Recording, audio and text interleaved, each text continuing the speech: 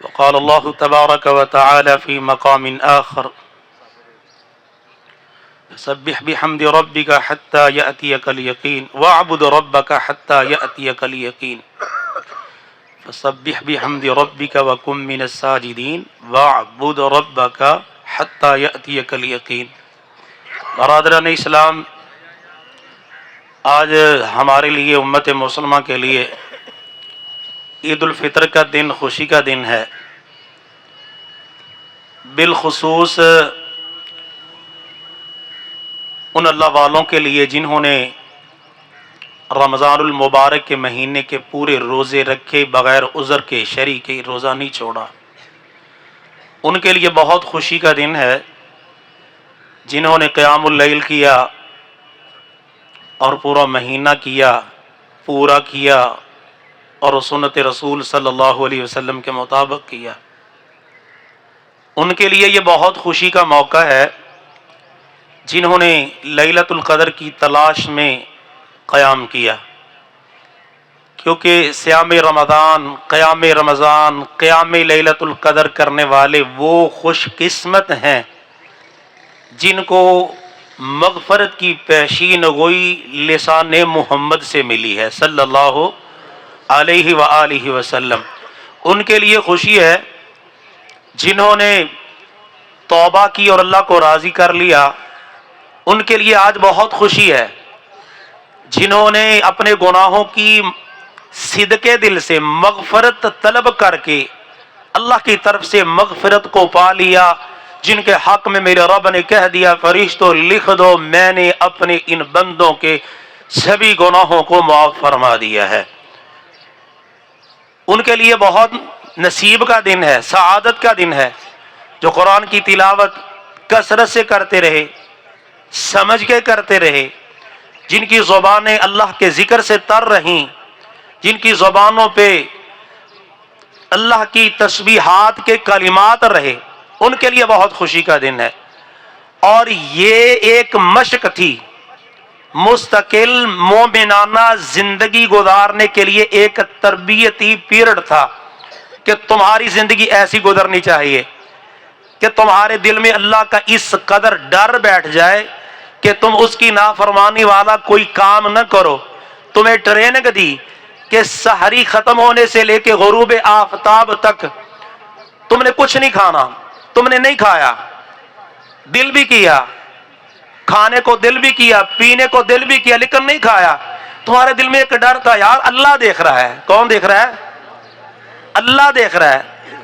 ایمانداری سے بتاؤ، کیا اللہ صرف روزے کی حالت میں ہی دیکھتے ہیں؟ کیوں بھائی؟ یہ اللہ ہر وقت دیکھتے ہیں۔ جو اللہ کیڑے کی پتھر کے پیٹ میں کیڑی کی چال کو دیکھ رہے ہوتے ہیں، وہ اللہ ہر وقت دیکھتے ہیں، دن کو بھی دیکھتے ہیں، رات کو بھی دیکھتے ہیں۔ ہم نے اپنی دو خواہشات کو قابو میں رکھا، ایک ہوتی ہے نفسانی خواہش، ایک ہوتی ہے کھانے پینے کی خواہش۔ نفسانی خواہش تھی تمہاری منکوحہ بیوی، حق مہر تم نے ادا کیا، گواہوں کی موجودگی میں تمہارے لیے اس کی حلت کا اعلان کیا گیا، لیکن تم روزے کی حالت میں اپنی اس منکوحہ بیوی کے پاس نہیں گئے۔ کیوں نہیں گئے؟ کہ تمہیں رب نے روک دیا تھا۔ جس رب نے تمہیں حلال بیوی کے پاس جائز خواہش پوری کرنے کے لیے جانے سے روکا روزے کی حالت میں، تم رک گئے۔ اب کس قدر بدقسمتی کا مقام ہوگا کہ جو اللہ تمہیں ناجائز سے روک رہا ہے، زنا سے روک رہا ہے، غیر محرم عورتوں سے تعلقات رکھنے سے روک رہا ہے، اللہ کی نافرمانی میں تم وہ کام کرو گے۔ حلال کو چھوڑ دیا کہ میرا رب ناراض ہوگا، حرام کو نہ چھوڑا تو سمجھو کہ روزے سے کچھ حاصل نہیں کیا۔ حلال کی کمائی، خریدے ہوئے معقولات مشروبات تھے، تم نے وہ نہیں پیے روزے کی حالت میں۔ حرام کھاؤ گے، حرام پیو گے تو تم نے اللہ سے کیا وصول کیا، اللہ کو کیسے خوش کیا اور اللہ سے تمہاری کیسے صلح ہوئی؟ تم نے فجر کی نماز با جماعت پڑھی روزوں کی حالت، اکثر و بیشتر لوگوں نے الحمدللہ۔ جس اللہ کے ڈر کی وجہ سے تم روزے میں فجر پڑھنے کے لیے آتے رہے ہو، اس اللہ نے تم پہ 5 نمازیں دن رات میں فرض کی ہیں، کیا تم اب مسجد میں فجر کے لیے کیوں نہیں آ سکتے؟ اگر آئندہ تم باقی 11 مہینے بھی اسی اللہ کی نمازیں پڑھنی ہے، اگر رمضان میں فجر با جماعت پڑھی ہے، ظہر با جماعت پڑھی ہے، عصر با جماعت پڑھی ہے، مغرب با جماعت پڑھی ہے، عشاء با جماعت پڑھی ہے، تو یہ نمازیں پڑھنے کا تو میرے رب نے تمہیں بلوغت سے لے کے آخری دم تک، حتیٰ کہ ہوش حواس جب تک قائم ہے، بیماری معذوری کے باوجود کھڑے نہیں ہو سکتے، بیٹھ جاؤ بیٹھ نہیں سکتے، لیٹ جاؤ، لیکن معافی نہیں دی۔ رمضان میں تم نے 5 نمازیں با جماعت پڑھی ہیں۔ جیسے ہی عید کا چاند نظر آیا، زیادہ شکریہ کے طور پہ ہمیں اللہ کے قریب ہونا چاہیے تھا، ہم نے ساری نمازیں چھوڑ دی، تو رمضان سے ہمیں کیا ملا؟ تم قیام کرتے رہے، بھلے تھوڑی کرتے رہے ہو۔ قیام تہجد کا دوسرا نام ہے، تراویح تہجد کا دوسرا نام ہے۔ اگر تم پورا 1 مہینہ 11 رکعتیں پڑھتے رہے ہو، 20 رکعتیں پڑھتے رہے ہو، تو کیا یار باقی 11 مہینوں میں تمہیں 2 رکعتیں پڑھنے کی ہمت نہیں مل سکتی؟ 4 رکعتیں نہیں پڑھ سکتے؟ 6 نہیں پڑھ سکتے؟ اگر تم 11 پڑھ سکتے ہو، اگر تم 20 پڑھ سکتے ہو پورا مہینہ، تو عادی بنا لو یار، چلو باقی 11 مہینوں میں ہم سے اتنی نہیں پڑھی گئی، ہم 2 پڑھ لیں گے، 4 پڑھ لیں گے، وطروں سمیت پڑھیں گے، وطر نہیں چھوڑیں گے۔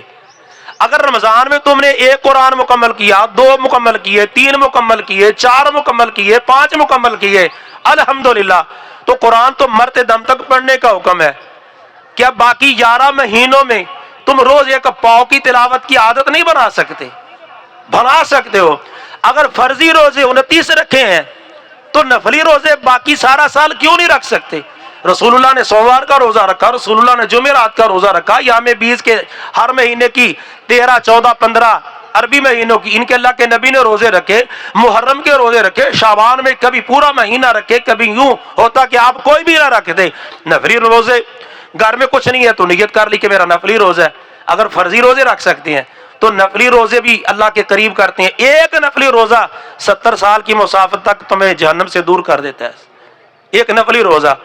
تو اگر ہم سوموار کا روزہ رکھنے لگ جائیں، جمعرات کا روزہ رکھنے لگ جائیں، 13، 14، 15 کے روزے رکھ رہے ہیں، نفلی روزہ رکھ لیا، اگر ہم ذکر اذکار رمضان میں کرتے رہے ہیں تو باقی دنوں میں بھی ہمیں کرنا چاہیے۔ یہ تو اللہ نے ہمیں ایک مشق دی تھی، ٹریننگ کروائی ہے ہماری کہ تم ایسا کر سکتے ہو، تم فرض ادا کر سکتے ہو، 5 نمازیں باجماعت پڑھ سکتے ہو، صرف تمہیں مجاہدانہ کردار پیدا کرنا ہوگا، اندر کے مومن کو جگا کے رکھنا ہوگا۔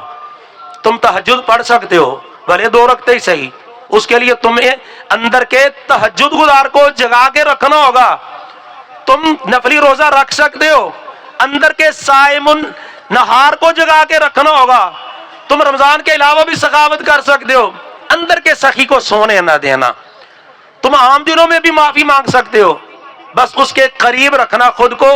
یہ ٹریننگ دی ہے اللہ تعالیٰ نے ہمیں پورے مہینے میں، اس سے اچھی مجھے تو تقریر نہیں آتی کہ اگر نماز رمضان میں پڑھی ہے تو انشاءاللہ آئندہ بھی نہیں چھوڑیں گے۔ انشاءاللہ کہو یار، ہاتھ اٹھا کے دائیں وعدہ کرو نہیں چھوڑیں گے، انشاءاللہ باجماعت پڑھیں گے۔ ساری مسجدیں ہماری ہیں، جہاں ٹائم ہو جائے پڑھ لیا کرو، ساری مسجدیں ہماری ہیں۔ رمضان میں تلاوت کی ہے، اللہ وعدہ کرتے ہیں کہ زندگی کی آخری سانس تک تلاوت کرتے رہیں گے۔ حافظ نہیں ہو یار، 1 رکوع روزانہ پڑھ لیا کرو۔ میری مائیں بہنیں بیٹیاں بھی سن رہی ہیں، اللہ کا واسطہ ہے۔ گھروں میں جی جادو ہو گیا جی، گھروں میں جی بندش ہوگی جی، اولاد نہیں ہو رہی جی، یہ ہو گیا جی، وہ ہو گیا جی، پریشانی ہے جی، یہ پریشانیاں میری تیری اپنی مسلط کر دیں۔ جب تم نے گھروں سے قرآن کو نکال دیا، جب تم نے زبان سے ذکر اذکار کو نکال دیا، جب تم نے دل سے اللہ کے ڈر کو نکال دیا، جب سورۃ البقرہ کو گھر سے نکال دیا، جب تم نے توبہ استغفار کے جملوں کو چھوڑ دیا، تو پھر شیطان کے حملے ہوئے تم پہ، اور شیطان نے ہمارے دلوں کو اپنا نشیمن بنا لیا۔ وہ اپنی مرضی کے کام کرواتا ہے، اور وہ کام کرواتا ہے جو اللہ کو ناراض کرنے والے ہوتے ہیں۔ تو ایسی اگر زندگی گزاریں گے نا، زندگی بھی پربہار ہوگی، آخرت میں انشاءاللہ تعالی سرکار کی شفاعت کے بھی حقدار بنیں گے۔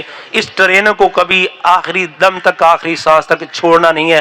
جو کہا سنا اللہ عمل کی توفیق دے۔ بیماروں کے لیے